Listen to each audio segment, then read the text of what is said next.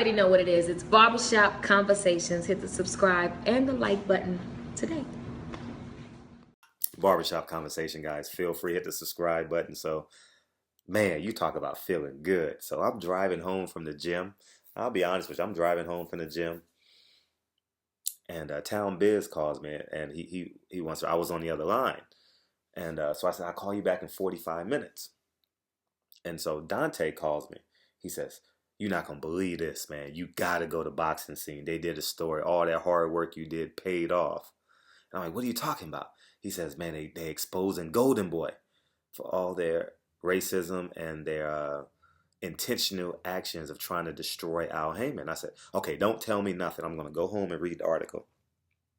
15 minutes later, I'm home from the gym and I'm reading the article.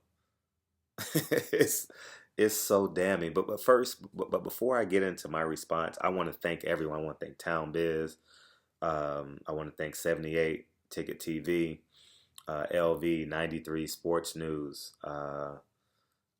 Trap House Boxing. Everyone.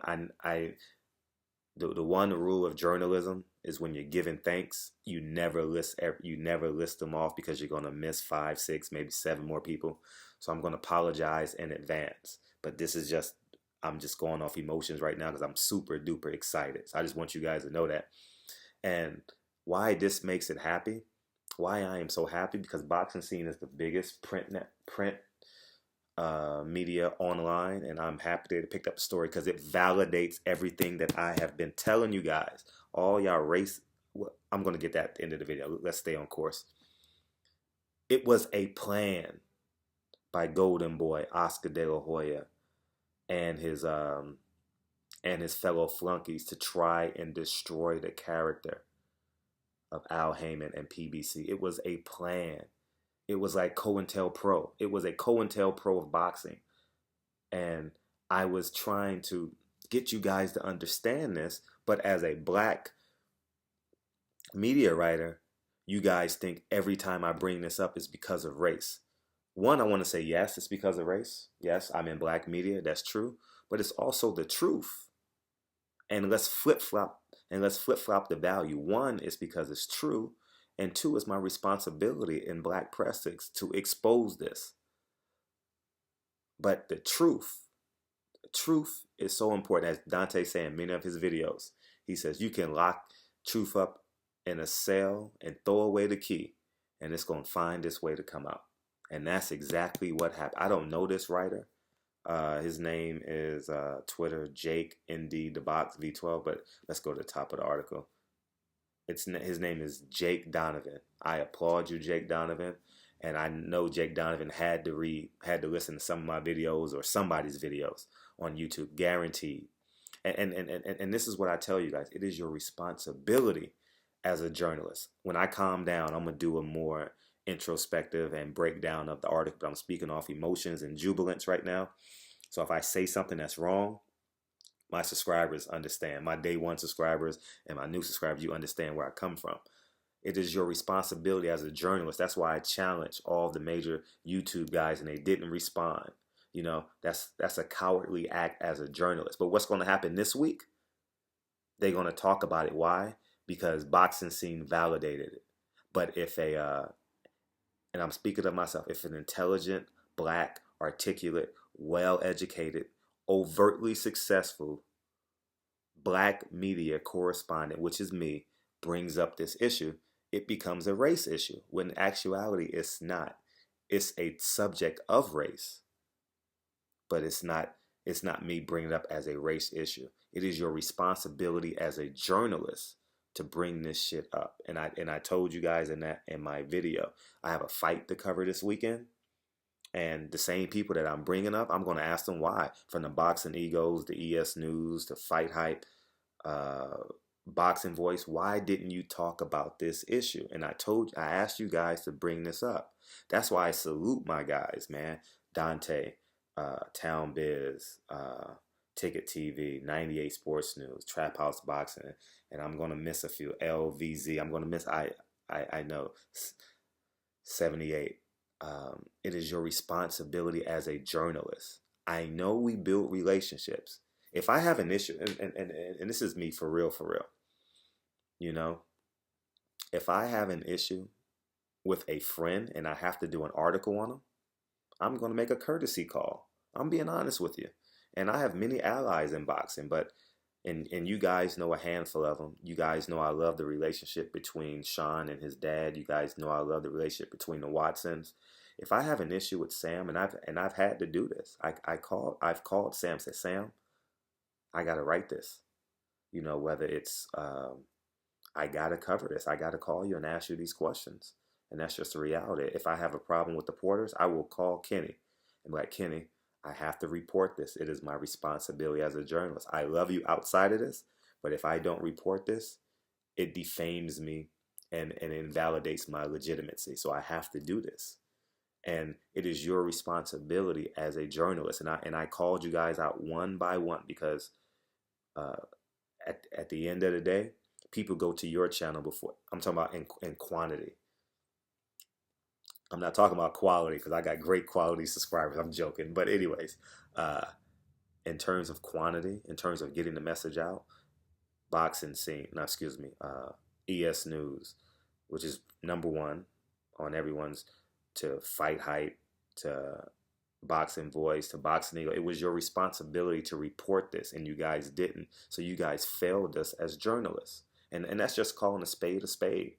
And and people got to always understand, no matter what you do in life, you must believe that you are bigger than what you do in life. So if you're a boxing journalist, you must believe you are bigger than just a boxing journalist. Your life doesn't revolve about you just being a boxing journalist. Okay? Because, I mean, the money I make in boxing fails in comparison to the money I make outside of boxing. And the money I make outside of boxing doesn't pale in comparison to the preparation that led me to get to that point. All right, and I'm just so happy that boxing scene picked up this story. I am elated. It validates my claims that I've been telling you guys on my channel the past 10 days, and I'm very happy. So go to boxing scene. I hope I get to meet this guy this weekend. I'm not sure if he'll be at the fight. Jake Donovan.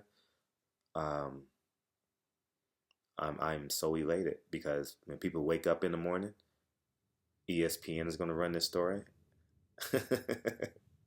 ESPN is going to run this story, man. Fox News is going to run this story. TMZ is going to call Golden Boy Promotions by Friday because they have a fight too. This got me so wired up. I know I will get denied for a Golden Boy fight this week, and I know I would.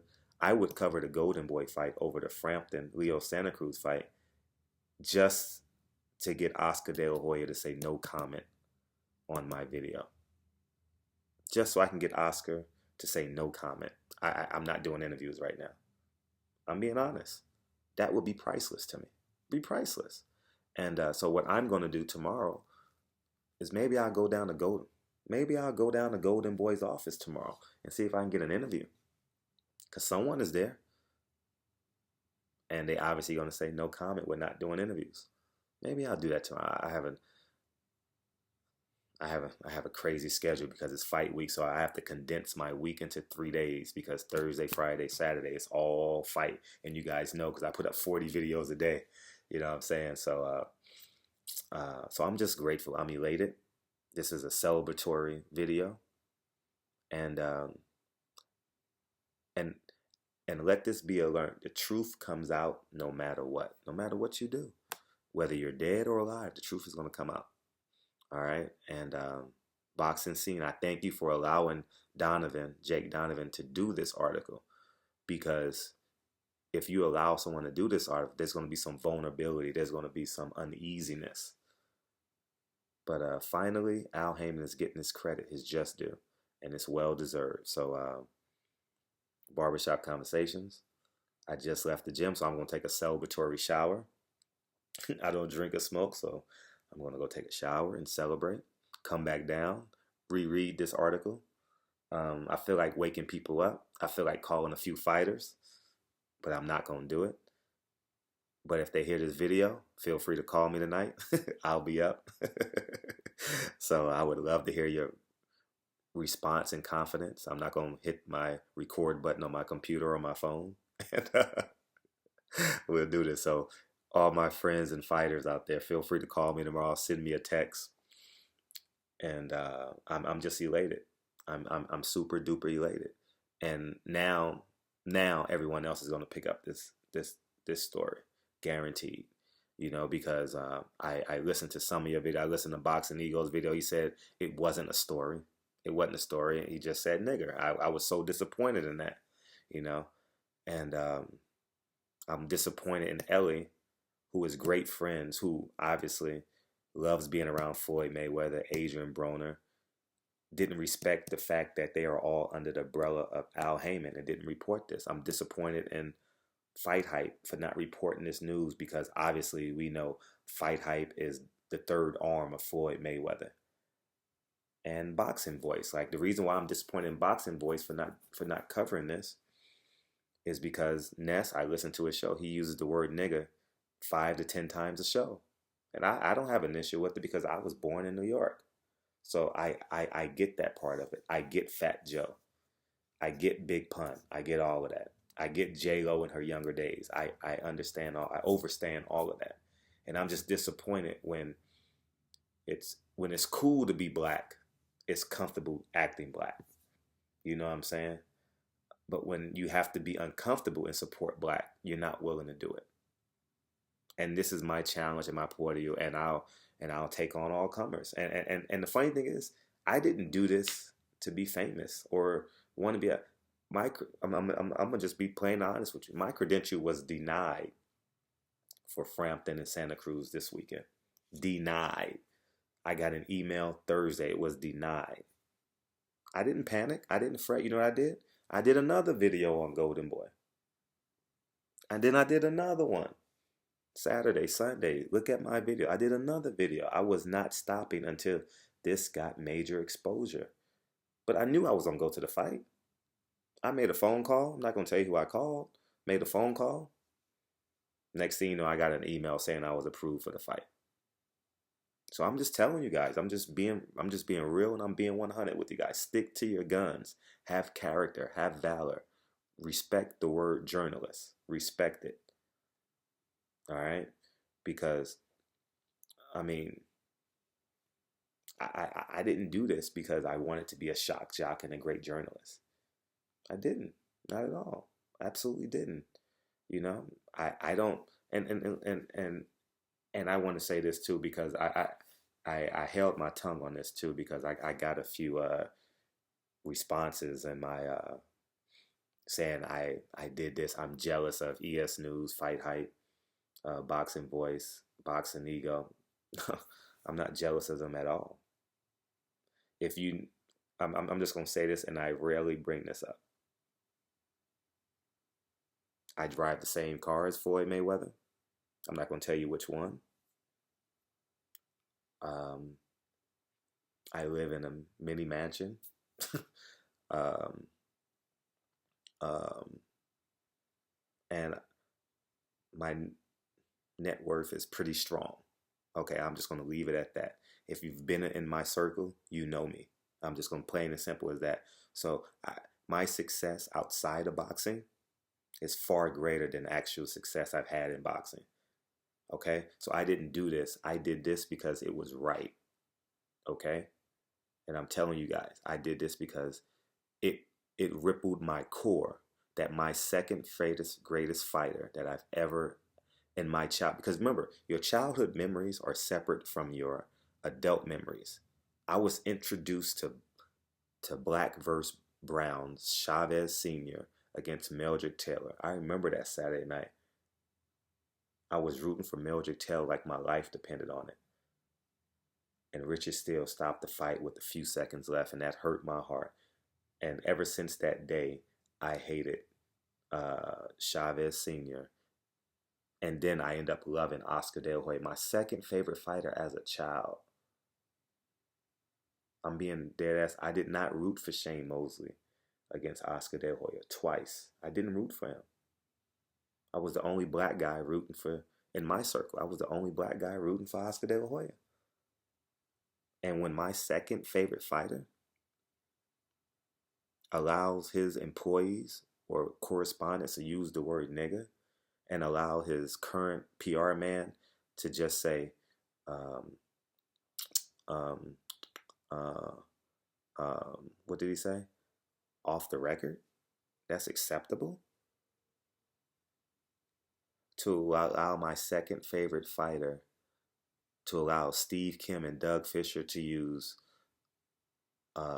subliminal racial terms, create racial terms as a demographic, talk disrespectfully about black, talk disrespectfully about a man who's done more than 20 people in their lifetime could ever do, meaning Al Haymon, and do it the right way, who's never done an interview. I don't know what happens in the back rooms. We'll never know.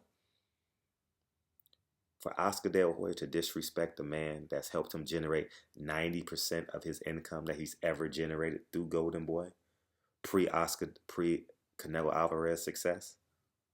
Come on, man. Yeah, it's that was a decision that I had to make. You know, no one will ever surpass Roy Jones in my life. He was the first guy I've ever seen that brought hip hop to the boxing ring, and I'll never forget that.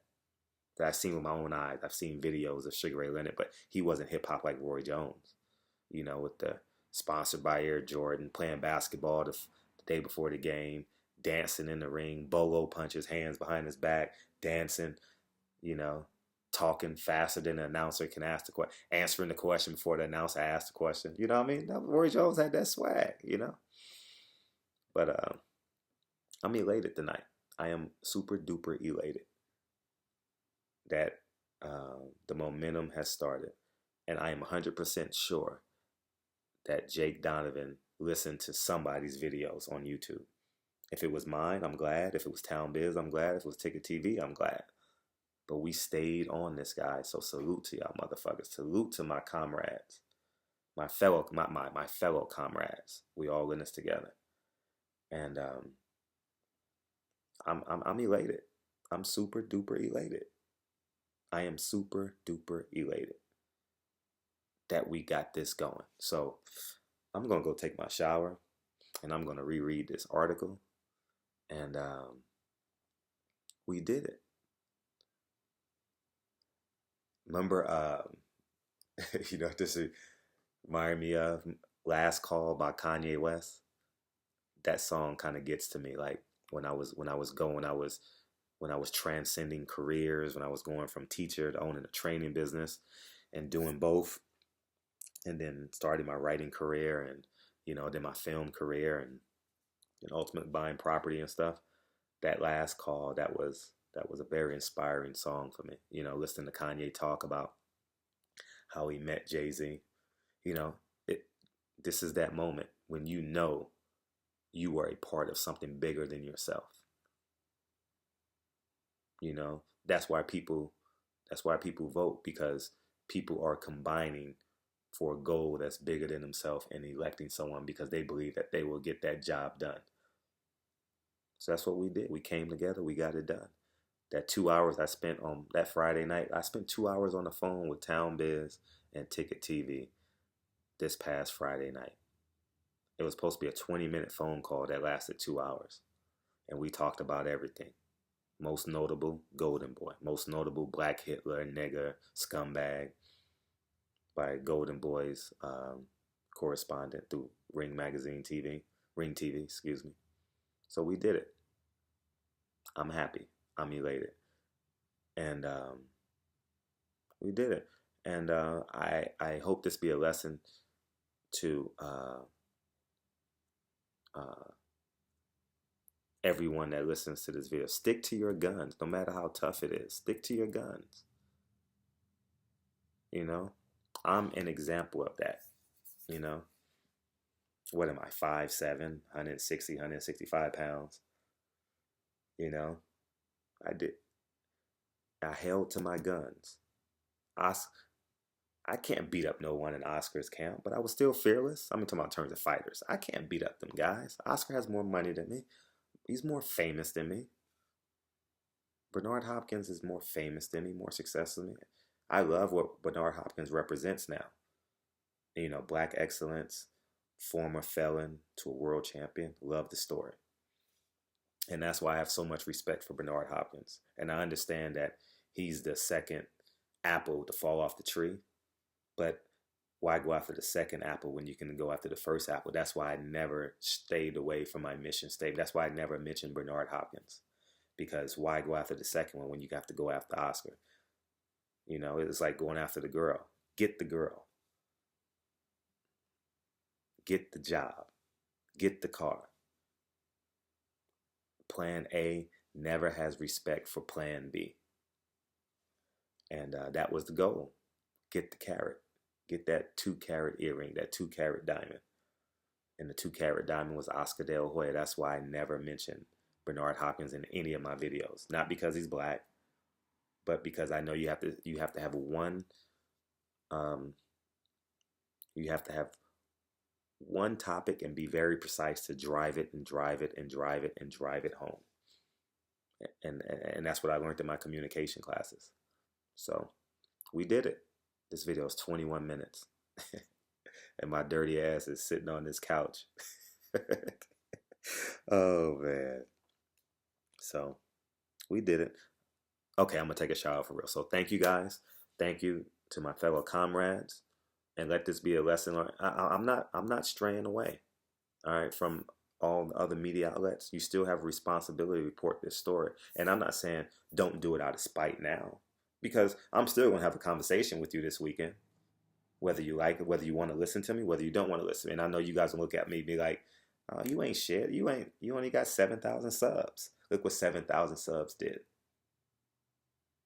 It's the butterfly effect. Look what Town Biz 1,100 subs did. Look what Dante's Boxing Nation 70,000 subs did. Look what Ticket TV, I don't know how many he got now. He gets 1,000 a day. What'd he get? 25,000. I don't know what his subs did. But we put them together, right? We have a fist. But if we point, we only have one finger. All right? So put all your power together. What we did, we made a fist. And we was able to knock out this topic. And now it's on Boxing Scene. And I have no doubt in my mind it's going to get picked up by major networks. And it's going to run from this point forward. And I'm not going to stop, though. Because you know why I'm not going to stop? Because they're going to court next month. And Golden Boy didn't want this to be an issue. ESPN's not going to talk about this. Well, maybe they will now. Because they'll feel pressure to. So our Barbershop Conversations, guys. Feel free to hit the subscribe button. I just got re-energized to cover this fight. And this is just a lesson learned. You can't be stopped. I went from doing these stories to get my credential revoked, right? To people calling me nigger on YouTube. Feel free to read the comments of these videos. Nigger, you don't know what you're talking about. You're racist. You're a scumbag. Whatever they want to call me. I've been called that already before. That's why I leave it there, so I let you know that racism still exists. Right? Right? I went from not having a credential, literally got revoked. The first fight I've ever got revoked on. First fight ever. Ever. When I say ever, I mean ever. I mean, I was even never got revoked for a fight. Never. I got revoked for a fight. I'm not going to tell you when I called. I'm not going to release that information because I have some other stuff dealing with that. So I didn't panic. I came home. Made another video about it because I said, since I'm not going to the fight, I might as well just work from home and drive home my message and see if someone will pick it up this weekend and have the courage to ask a question about it. Right? So I said, you know what? I'm going to this fight. I'm going to be 100 with you guys. I said, I'm going to this fight. You know why I'm going to this fight? Because I need to ask these motherfuckers these questions. For real. I need to ask them these questions. So I said, I made a phone call. I says, my credential got revoked. I literally said my credential. I says, I think it, I don't know why. Well, I did know why, but I don't want this video to be used against me. So I said, and they said, do you want to go to the fight? I says, yeah, I want to go to the fight. Got a phone call. We'll take care of it. Next thing you know, I got an email. Confirmation, Leo Santa Cruz. Leo Santa Cruz, Carl Frampton. So that's why I say stick to your guns, motherfuckers. All right. And I know people say, uh, I love y'all all the time, but you know what? Every time I got a like on my videos, I was like, yeah, I'm doing. The dislikes I didn't really care, but the comments, like you guys, like for real, for real. And I'm not gonna name off any names, but because that's the one thing you learn in journalists. You never list off names because you're gonna forget a few. But y'all know who y'all are. And I thank y'all for the comments, inspiring me to say, keep going, keep pushing, keep going, keep pushing. You're doing the right thing. And I believe tonight I did the right thing. I'm not going to stop, but I'm going to stop my mouth eventually because I'm just so excited. Right. All right. I'm going to take my shower and I'm going to come back and reread the article. And I'm doing some barbershop conversations. We did it. Kanye West, Last Call. If you haven't heard that song, I don't care if you white, tall, dark, or brown. Listen to that song. It's going to inspire you and encourage you. And barbershop conversations, and I'm out.